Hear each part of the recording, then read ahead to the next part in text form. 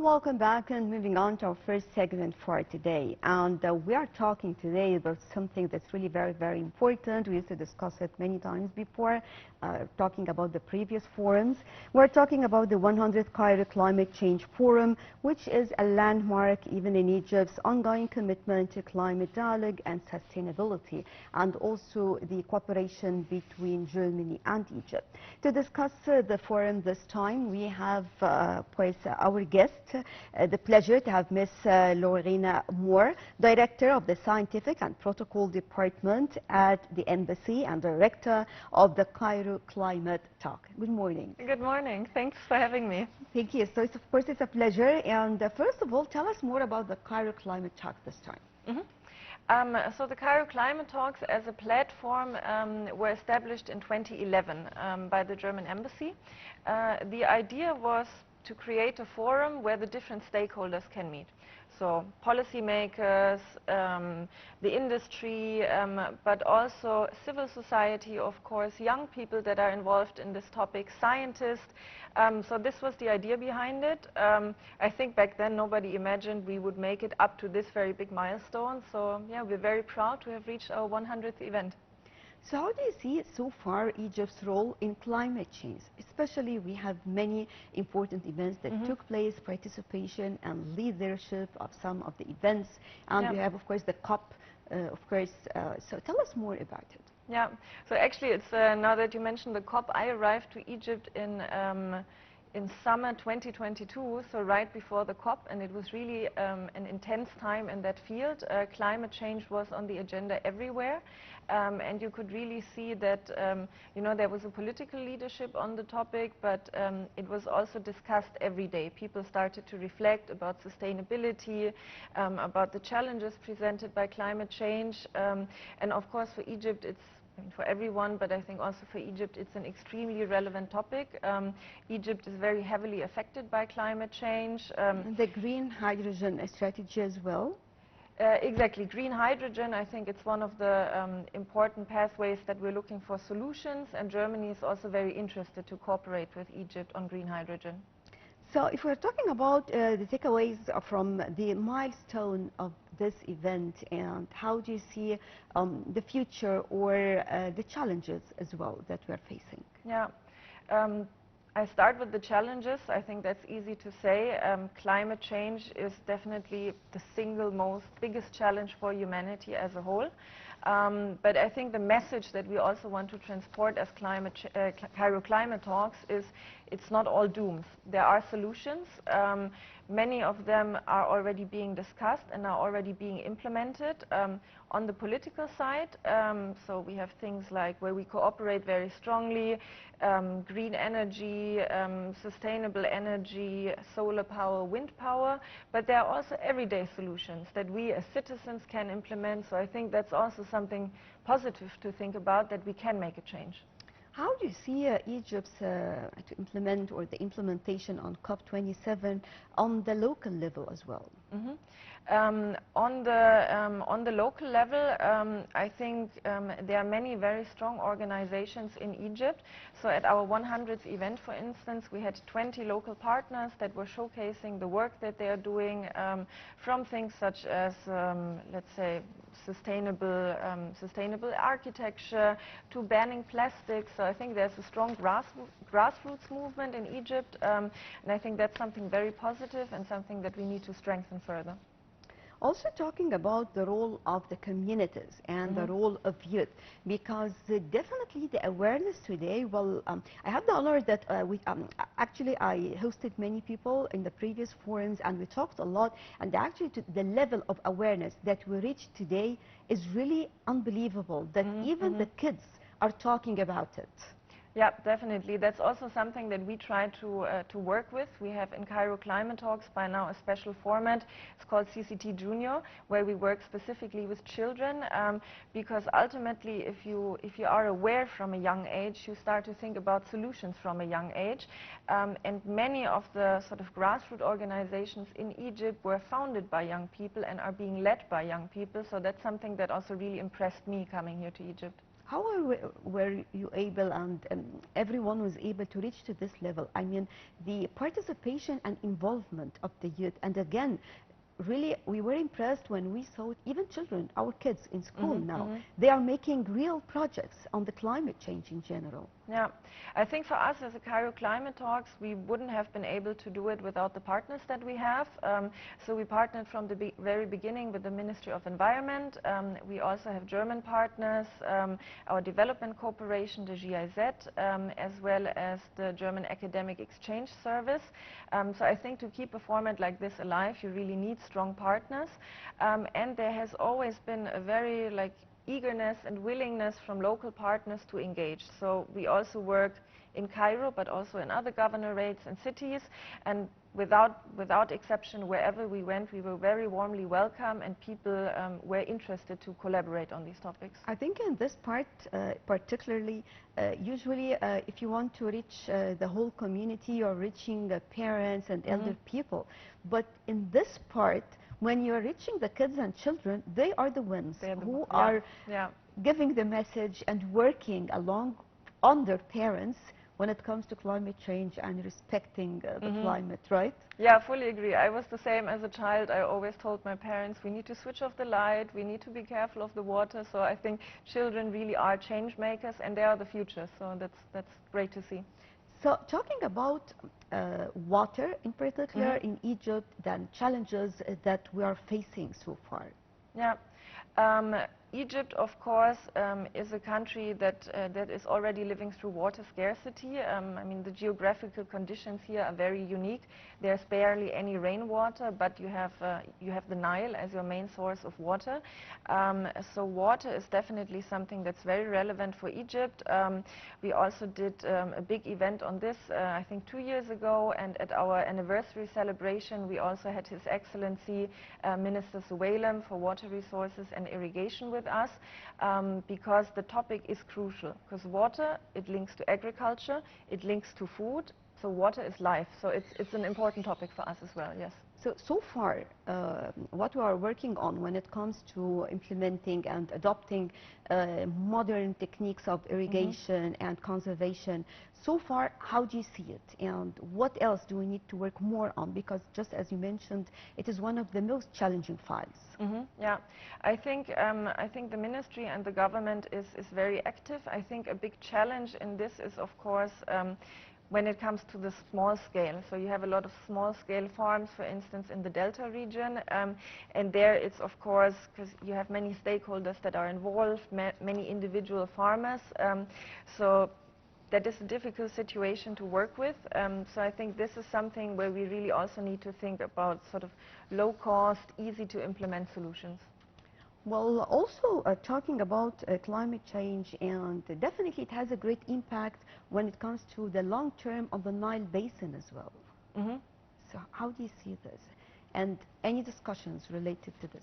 Yeah, I think ultimately, if it comes to water, if it comes to climate change, all of these are problems that can only be solved in cooperation. I think for every file in this, we can only work it when we solve it when we work together with other countries, with our neighboring countries, with our partners. And that's also the spirit that we try to bring to the Cairo Climate Talks. It's not a problem of Germany, it's not a problem of Egypt, it's the problem of all of us, and whether we live in Berlin or in Beni Suef, in Cologne or in Cairo, it's very much the same, so we need to work hand in hand. So, talking about all these challenges that we are living, so tell us more about the important points that were discussed this time. This time, our anniversary celebration, it was split in 2 parts. We had a high-level event, because I think this caters to the dimension some things can only be achieved on, a greater level, political level, infrastructure level. We had, for instance, the consortium director from Siemens there, who was speaking about sustainable mobility, the difference that the industry can make. The other hand was this, on the other day we had a publicly accessible, we called it a festival, and there there the idea was we wanted to give the stage to our local partners and to give a room where people can educate themselves. So we had them go to different stations, learn about different solutions that our partners have. For instance, one gentleman that visited the forum, he came out afterwards and he told me, wow, I'm so impressed. I didn't know we have environmental organizations in Egypt. So that was really something that I was very proud to see, to make these connections and to bring people in touch with each other.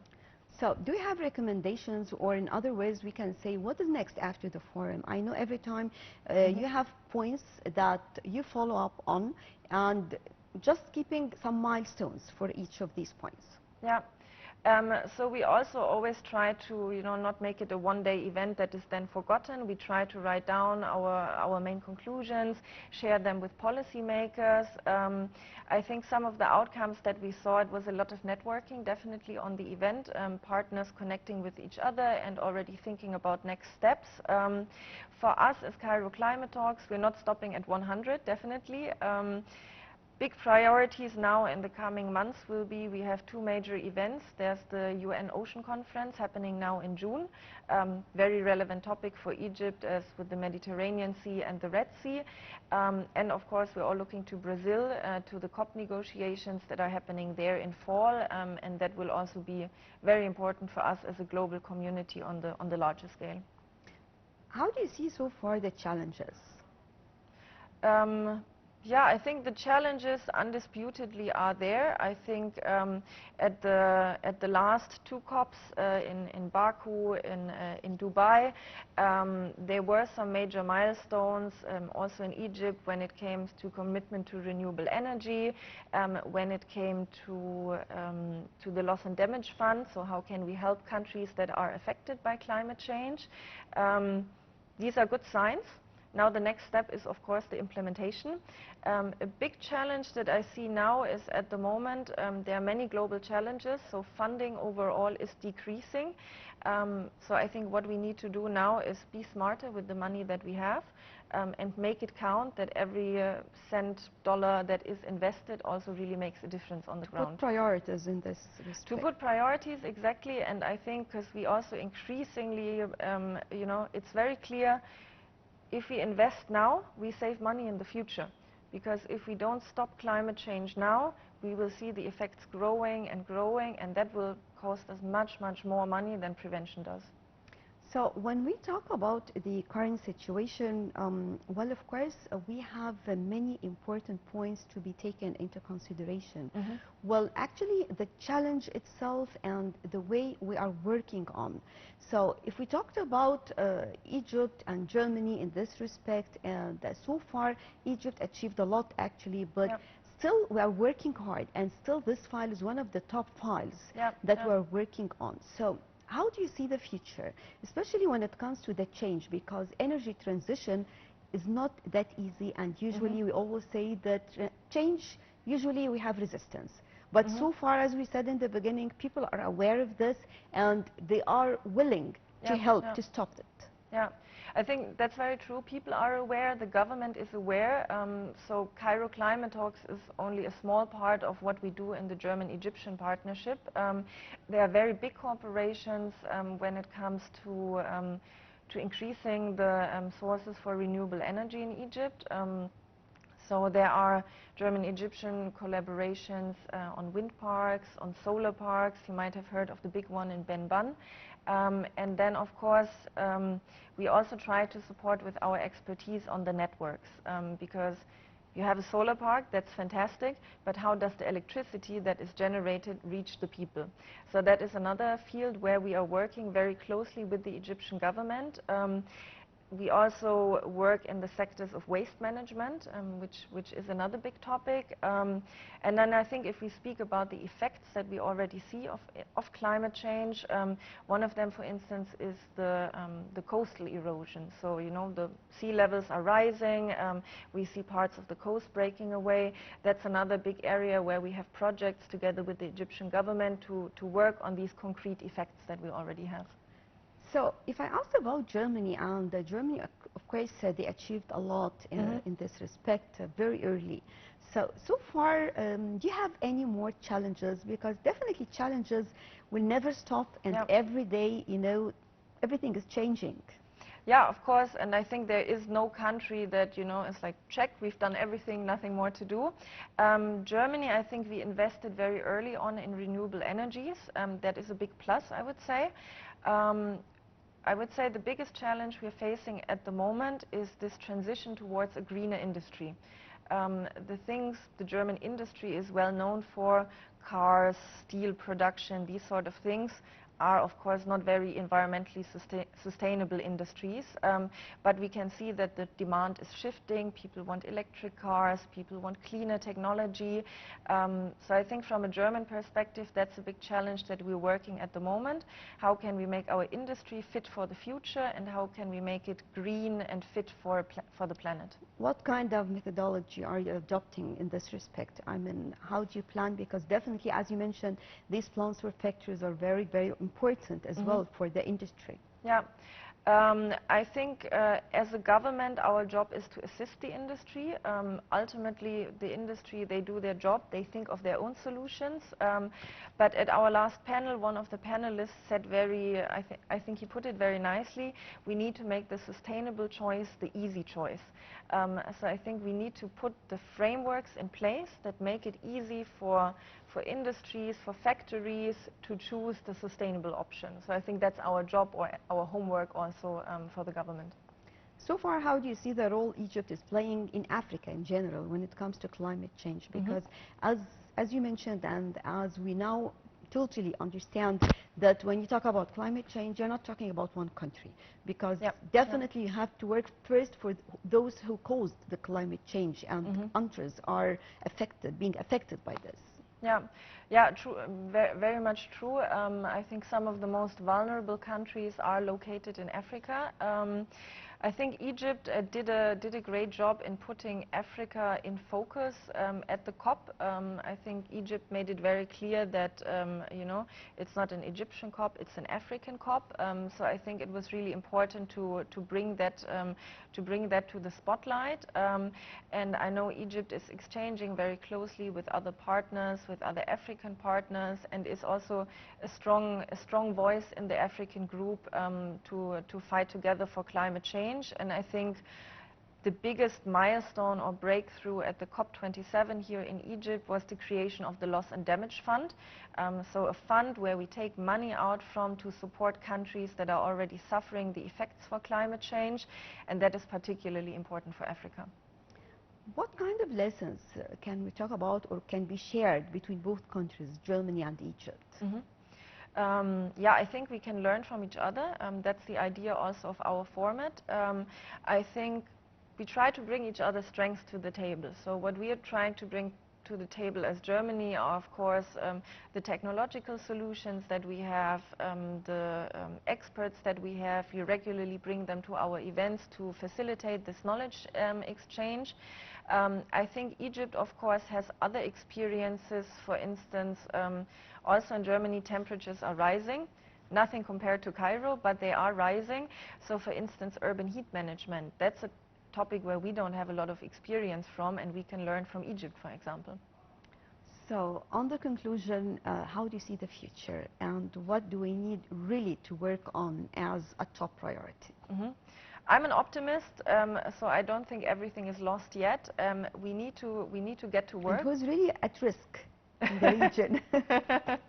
Yeah, no, I think the top priority is to take action, to take sustainable action, not to make, you know, plans and plans and plans, but really look to the implementation and, you know, do everything that we can now before it's becoming too late. Usually the sustainability is the main challenge. Yeah, exactly. Right. Ms. Lorena Mohr, Director of the Scientific and Protocol Department at the Embassy and Director of the Cairo Climate Talk, thank you very much. Really pleasure to have you with us today. Thank you. It was a pleasure to be here. Thank you so much. Right, and moving on to a quick break, then we'll be back.